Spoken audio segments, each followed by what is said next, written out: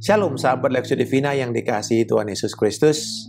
Minggu ini kita memiliki sebuah seri baru yaitu Let Us, Marilah Kita. Ini merupakan seri ajakan bagi kita orang percaya untuk menjalani kehidupan iman kita dengan tekun dan setia. Sudah setahun pandemik masuk ke Indonesia dan ini tentu sudah merubah gaya kita hidup dengan pakai masker, pakai face shield, cuci tangan. Hidup sendi-sendi kemasyarakatan kita sudah berubah. Bahkan mempengaruhi kehidupan spiritual kita juga. Nah, satu hal yang perlu untuk kita pegang senantiasa, satu kata yang perlu kita pegang untuk melewati masa pandemik ini dengan setia dan tekun, yaitu kata ketekunan atau endurance. Kita bertahan lama untuk satu perjalanan yang bukan perjalanan jangka pendek. Karena di dalam kekristenan, iman kita itu ibarat lari maraton, bukan lari sprint. Kita akan melihat dari Ibrani pasal yang ke-10 untuk seri ini. Kita mulai dengan satu episode yang berjudul Menghadap Takhta.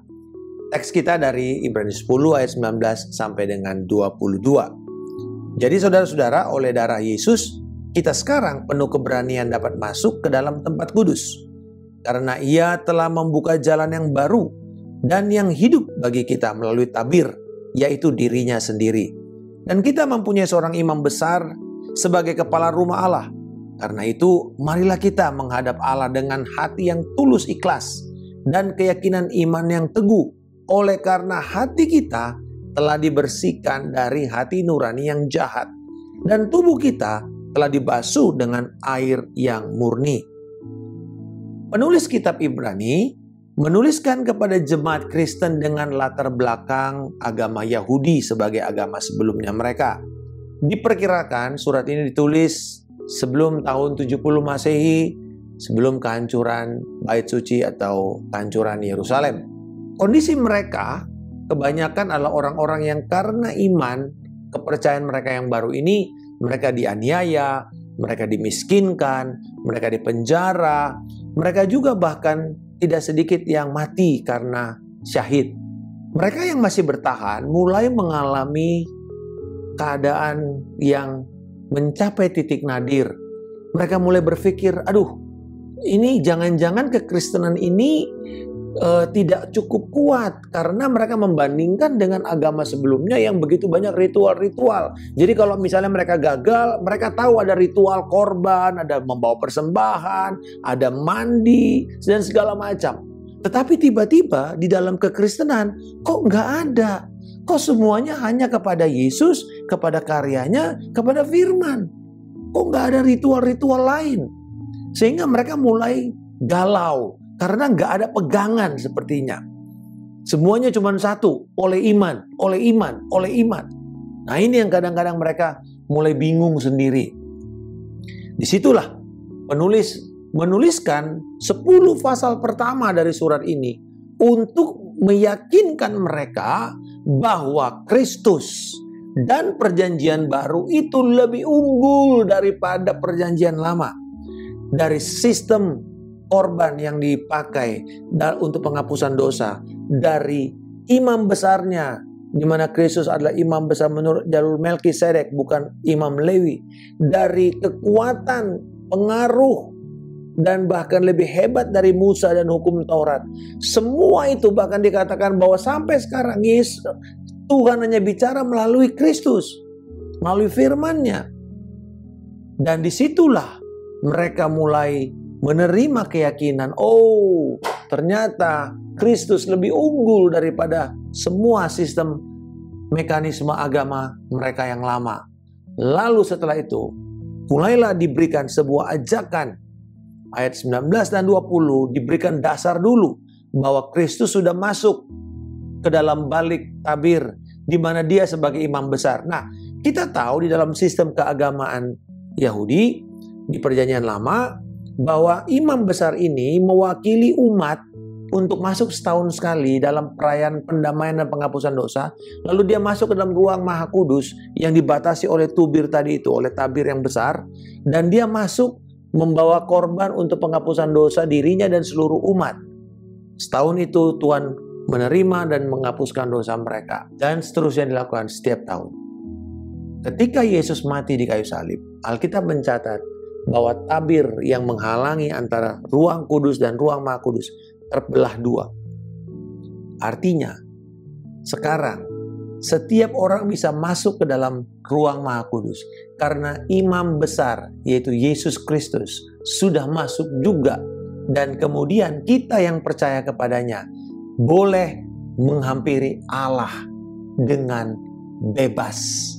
Ada free access di dalam Kristus Yesus. Karena korban, karena pekerjaannya, karena karya keselamatannya. Darahnya, tubuhnya yang hancur di kayu salib, lalu bangkit dari antara orang mati, telah memberikan kepada kita free access. Otorisasi telah diberikan oleh Yesus kepada kita untuk mendekat kepada Allah. Nah, karena itu, ajakan pertama dikatakan, marilah kita menghadap Allah dengan hati yang tulus ikhlas, dengan keyakinan iman yang teguh. Oleh karena hati kita telah dibersihkan dari hati nurani yang jahat dan tubuh kita dibasuh dengan air yang murni. Jadi di sini ada sebuah undangan untuk mengatakan, ayo sekarang mendekat kepada Tuhan. Ngapain kita mendekat kepada Tuhan? Membangun relasi kita dengan Allah, berdoa, menyembah Dia, menyatakan kasih kita kepada Dia. Jadi kita ekspresikan, kita bangun keintiman. Inilah sebuah hadiah terbesar seorang manusia bisa bicara secara heart to heart dan menerima hati Allah kepada kita untuk kita lakukan. Kita bisa menjadi kekasih-kekasih Allah, sahabat-sahabat Allah yang terdekat. Oh, keintiman yang belum pernah kita alami, kita bisa peroleh hanya di dalam Kristus Yesus. Tidak perlu sistem-sistem ritual-ritual. Karena dikatakan di dalam Kristus, Dialah yang membawa iman. Dan kalau kita mengalami keadaan jatuh dalam dosa, kita datang kepada Kristus. Kita mengakui dosa kita. Dan Dia imam yang akan mengatakan, darahku sudah menyucikan kamu, membersihkan hati nuranimu. Jadi dikatakan, ayo berdoa, hampiri Tuhan dengan keintiman. Yang kedua dikatakan, berdoa, hampiri Tuhan dengan keyakinan iman yang teguh.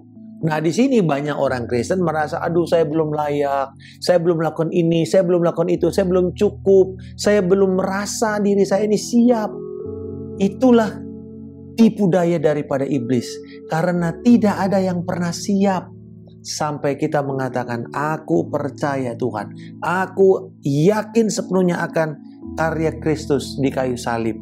Karena ini kabar baiknya dalam Roma 10, 9 dan 13. Sebab jika kamu mengaku dengan mulutmu bahwa Yesus adalah Tuhan, dan percaya dalam hatimu bahwa Allah telah membangkitkan Dia dari antara orang mati, maka kamu akan diselamatkan. Sebab barang siapa yang berseru kepada nama Tuhan akan diselamatkan. Jadi sederhana sekali. Panggil nama Yesus, berseru kepada Dia, percaya kepada Dia, tinggalkan dosamu, datang kepada Yesus. Kita mendapatkan akses, kita mendapatkan keyakinan penuh. Bukan karena apa yang telah kita buat, tetapi apa yang telah Yesus buat untuk kita. Dan dikatakan, marilah kamu dengan tulus dan dengan keyakinan penuh. Karena apa? Hati nuranimu sudah dibersihkan. Di dalam Yeremia 31 ayat 33, dikatakan perjanjian baru yang Tuhan berikan kepada kita adalah Dia memberikan kita hati yang baru. Hati yang sudah dibersihkan. Dibersihkan oleh apa? Oleh air? Tidak. Oleh darah Yesus sendiri. Dan setiap kali kita mengambil perjamuan kudus, kita diingatkan, saya sudah dibersihkan. Saya sudah dibasuh oleh darah Yesus. Tubuhnya sudah menghancurkan kuasa dosa sehingga saya bisa datang pada Dia. Jadi kita mengingatkan kita terus-menerus, saya sudah menjadi milik kepunyaan Tuhan. Saya hidup dalam perjanjian yang baru. Dan juga dikatakan bukan cuma hati nuranimu yang dibersihkan, tetapi juga dikatakan tubuhmu sudah dibersihkan dengan air. Air apa? Apakah air yang seperti orang Yahudi yang kalau mau cemar, atau kalau wanita yang mengalami datang bulan, mereka nggak boleh pergi ke ibadah. Dan untuk mereka boleh pergi ke ibadah, mereka mesti melakukan mandi mikveh, namanya mandi suci. Berendam dan kemudian baru boleh. Apakah itu? Tidak. Kita dibasuh oleh, tubuh kita dibersihkan oleh firman Tuhan. Firman yang membasuh kita setiap hari. Air yang murni. Air yang murni. Tubuh kita ini dikuduskan setiap hari oleh firman Tuhan. Jadi sekarang gimana caranya? Sederhana sekali. Mendekat kepada Tuhan. Katakan dan sampaikan isi hati saudara kepada Tuhan. Curahkan isi hatimu kepada Tuhan. Sembah Dia. Nyatakan kasihmu kepada Dia. Yang kedua, baca firman. Renungkan. Lakukan.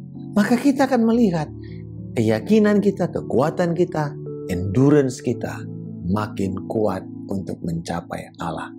Janji firman berkata bahwa kita berjalan makin lama, makin kuat, hendak menghadap Tuhan di Sion yang mulia, Yerusalem yang baru, di sorga yang mulia. Bapa di surga, terima kasih untuk kebaikanmu, terima kasih untuk pengorbananmu di kayu salib. Bukan hanya memberikan kami akses masuk dengan bebas ke hadirat-Mu, tetapi juga kami bisa membangun keintiman kami dengan-Mu bersama-sama dengan orang-orang yang di sekitar kami, keluarga kami yang ditebus oleh darah Yesus. Dan kami bisa menyelesaikan pertandingan iman kami dengan akhir yang penuh kemuliaan bagi Engkau. Dalam nama Tuhan Yesus Kristus, kami telah berdoa dan mengucap syukur. Haleluya. Amin. Salam kemenangan. Saya Pendeta Markus Simanjuntak.